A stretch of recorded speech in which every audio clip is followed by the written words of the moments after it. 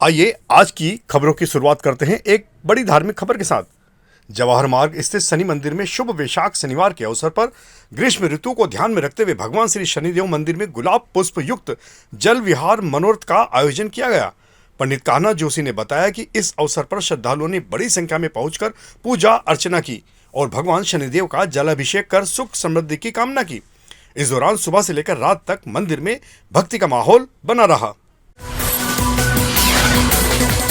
इंदौर में अवैध bus stand का संचालन लगातार जारी है, जिससे स्थानीय लोगों को भारी परेशानियों का सामना करना पड़ रहा है। नया आरटीओ रोड स्थित संस्कृति रॉयल पाम क्षेत्र में यादव बस सर्विस द्वारा बिना किसी वैध परमिट के बसें खड़ी की जा रही है।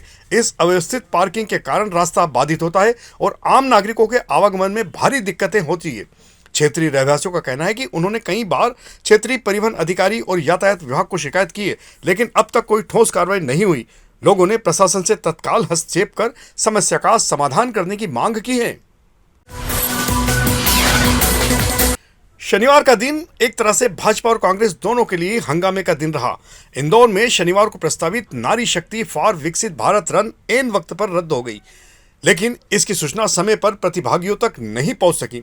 शनिवार सुबह बड़ी संख्या में महिलाएं और छात्राएं राजवाड़ा पहुंची, जहां उन्हें आयोजन निरस्त होने की जानकारी मिली। इससे मौके पर असमंजस और नाराजगी का माहौल बन गया। कई प्रतिभागियों ने आयोजकों पर लापरवाही का आरोप लगाते हुए विरोध जताया है। कुछ स्थानों पर बहस की स्थिति भी बनी देखी गई। आयोजन का उद्देश्य महिला सशक्तिकरण था, लेकिन अव्यवस्था और समन्वय की कमी ने कई सवाल खड़े कर दिए हैं। आज आप किस लिए आए थे? यहाँ से जो गांधी और रैली थी ना, महिला सशक्तिकरण वाली, उसके लिए मैं आई थी और अभी जस्ट मुझे पता चला है कि ये निरस्त हो गई है, जिसकी खबर हम तक नहीं पहुंची थी। उनका कहना है कि मैसेज करें हमने। मुझे नहीं पता कि मैसेज कब किए, क्योंकि मेरी लास्ट 12:30 बजे तक बात हो रही थी किसी से, जब जिन लोगों ने मुझे इनवाइट किया था, और तब तक तो ये था कि आना है। अब उसके बाद अगर किसी ने मैसेज किया हो तो क्या सूचना थी, क्या पहले क्या? कोई आइडिया नहीं हमें इस बारे में। अभी तो हम लोग अभी आए हैं बस कंफर्मेशन करने के लिए, देखते थे। अभी भी आपको आने के लिए क्या सूचना मिली थी पहले? ऐसा कुछ इन्फॉर्मेशन नहीं दी थी हमको, बस कॉलेज से भेजा गया था स्टूडेंट्स को लेके। वजह किस लिए? यहाँ पर मैराथन होने वाला था अभी बस, तो पूछ रहे हैं और आपसे, और कुछ क्या नहीं। पूछ रहे हैं? तो फिर आप मैराथन के लिए आए थे, तो फिर क्या हुआ? सर मेरी बच्चियां जो है मैराथन रनर है, मैराथन दौड़ती है। एक सूचना मिली थी इंदौर मैराथन के पेज से, जो कि आप ये देख सकते हैं। आप इंदौर मैराथन का पेज भी खोल सकते हैं।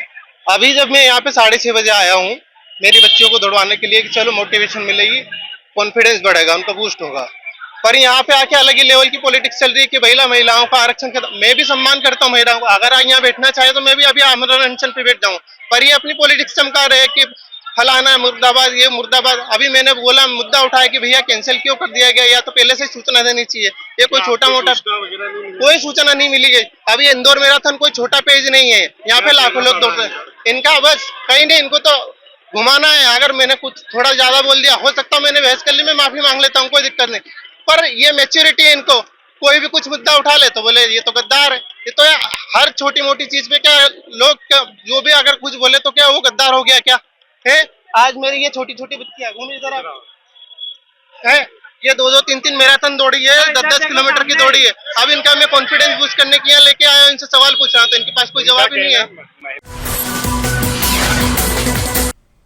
और इधर इंदौर में नारी शक्ति फॉर विकसित भारत रन रद्द होने के बाद विवाद और गहराता जा रहा है। आयोजकों का दावा है कि सूचना समय पर दे दी गई, लेकिन इसके बावजूद बड़ी संख्या में महिलाएं और छात्राएं राजवाड़ा पहुंच गई थी।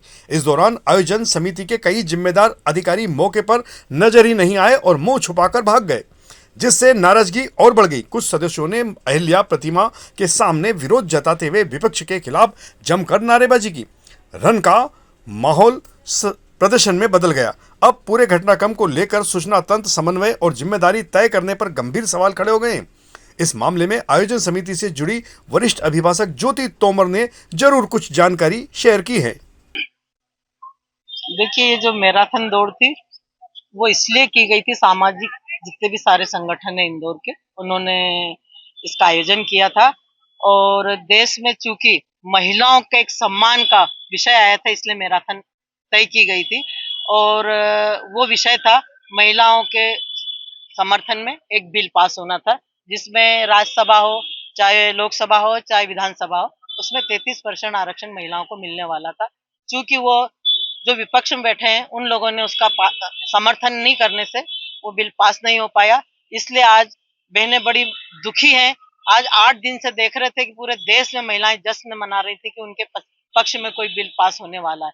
आज महिलाएं बड़ी कुंठित है, दुखी है और उन्होंने ये मैराथन कैंसिल कर दी थी। लेकिन फिर भी कुछ महिलाओं में इतना वो है कि भले ही मैराथन कैंसिल हुई है लेकिन हम विरोध करने के लिए अहिल्या माता के पास जाएंगे और अहिल्या माता से कहेंगे कि ऐसे लोग जिनका चाल कुछ है, चरित्र कुछ है और महिलाओं के लिए क्या कहते हैं और क्या करते हैं, ऐसे लोगों को अहिल्या माता बुद्धि दे। हम इंदौर की महिलाएं ऐसा अहिल्या माता के पास स्मरण करने के लिए आए हैं।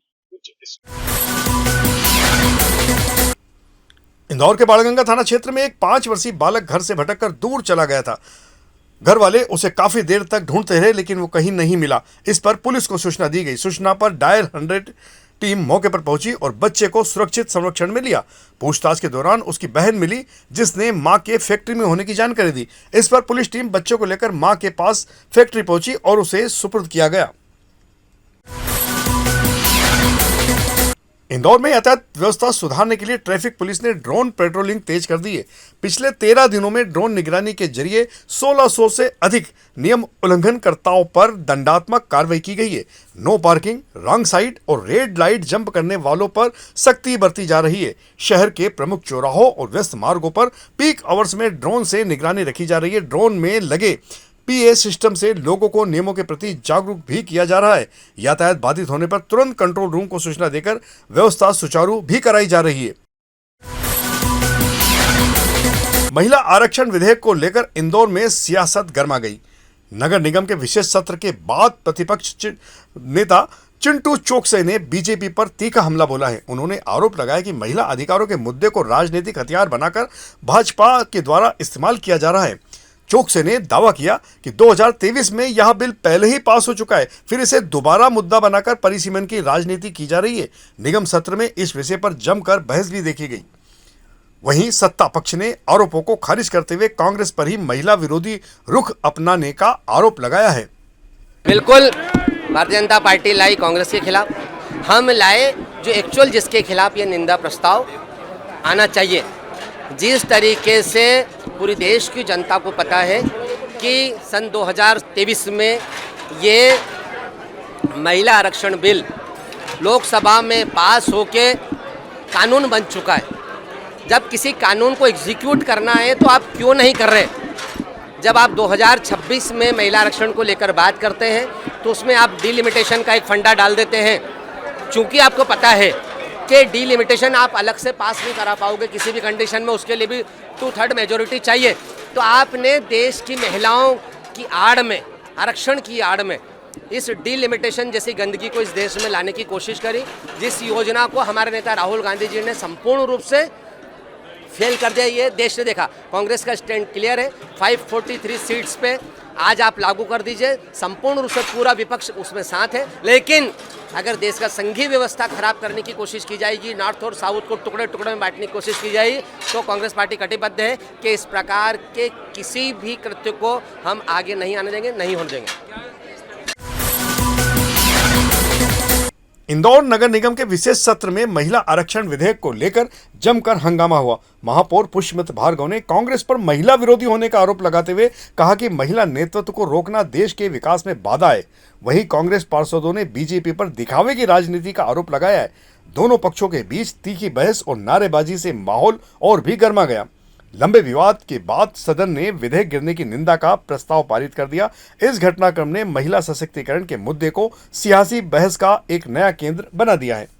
बहुत दुखद है और दुर्भाग्यपूर्ण है। हमने तो तैयारी की थी इस विशेष सदन से धन्यवाद और अभिनंदन प्रस्ताव की कि देश भर की महिलाओं के सम्मान में इंदौर नगर निगम लोकसभा में 850 सीटों के साथ 280 महिलाओं का दृश्य देखेगा 2029 में। लेकिन कांग्रेस और सहयोगी दल ने जिस प्रकार से भ्रम फैलाकर उसका विरोध किया और 2/3 बहुमत न मिलने के कारण वो गिर गया, वो इस बात को स्पष्ट दर्शाता है कि 1971 में 55 करोड़ की आबादी में 545 सीट थी। आज 150 करोड़ के देश में यदि 850 सीटें कर 280 सीटें महिलाओं को देने का काम कल के कानून से होना था तो उसका कांग्रेस ने क्यों विरोध किया? और जो काम 2034 में होगा उसको 2029 में यदि लागू करने का प्रयास किया जा रहा है तो उसका कांग्रेस ने क्यों विरोध किया?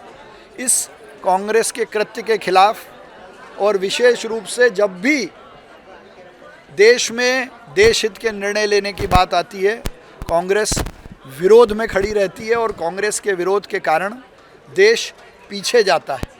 और कल भी यही हुआ कि कांग्रेस की ऐतिहासिक भूलों में एक भूल और दर्ज हो गई। इंदौर पुलिस ने अपराध नियंत्रण के तहत बड़ी कार्रवाई करते हुए 16 बदमाशों पर प्रतिबंधात्मक आदेश जारी किए। इनमें 5 कुख्यात आरोपियों को जिला बदर किया गया जबकि 11 को थाना हाजिरी के लिए पाबंद किया गया। सभी आदतन अपराधी हैं जिन पर गंभीर मामलों के केस दर्ज हैं। इंदौर के खजराना क्षेत्र में ड्रोन पेट्रोलिंग के दौरान पुलिस ने अवैध हथियार के साथ एक युवक को गिरफ्तार किया है।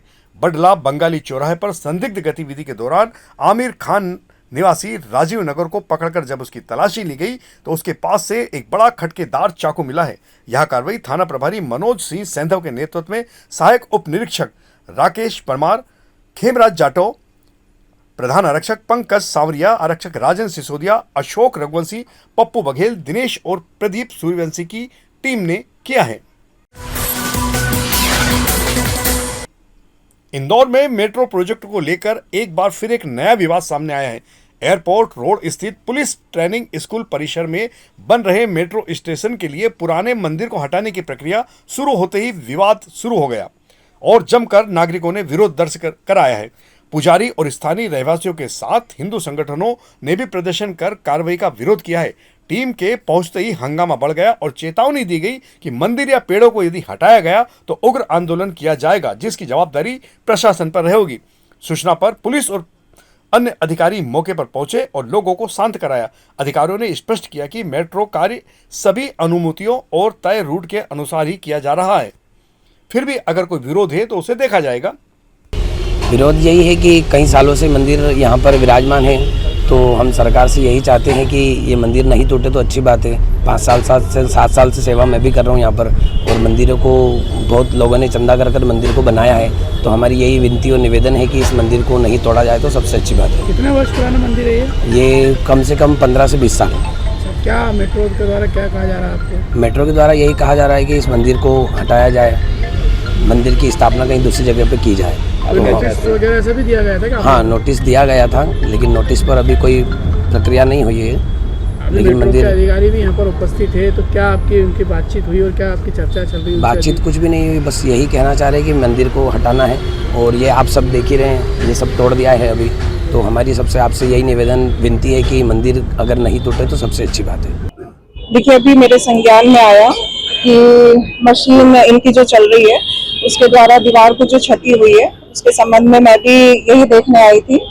तो मंदिर परिसर को नुकसान हुआ है और अभी हमने अनुमति नहीं दी है इसकी, तो अभी वही देख रहे हैं कि अधिकारी आ रहे हैं तो इस संबंध में उनसे भी चर्चा करेंगे। अभी कितनी जगह जा रही है मंदिर की? क्या कुछ मंदिर पूरा जा रहा है या क्या कुछ हिस्सा जा रहा है? ये सभी अभी कार्य अभी प्रगति में है और ये अस्थायी और अस्थायी भूमि जो है मेट्रो द्वारा जो जगह ली गई है उस संबंध में अभी हम चेक कर रहे हैं कि ये जो कार्य चल रहा है इसके थ्रू क्षति हुई है या इनके द्वारा हमारी बिना अनुमति के तोड़ा गया है। तो ये अभी इनके अधिकारी जो आ रहे हैं उनसे इस संबंध में विस्तृत चर्चा होगी। देपालपुर के ग्राम रिगनवास में पुरानी रंजिश के चलते एक युवक दिनेश सोलंकी पर जानलेवा हमला हुआ है।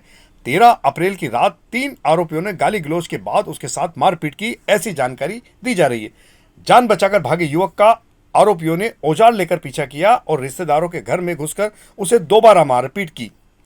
आरोप तो यह भी लगाए जा रहे हैं कि उसकी गर्दन पर पैर रखकर जान से मारने की धमकी दी गई। घटना की प्रत्यक्ष गवाह एक महिला ने इस बात की पुष्टि की है। मामले के बाद गांव में आक्रोश है और पुलिस ने सख्त कार्रवाई की मांग उठ रही है।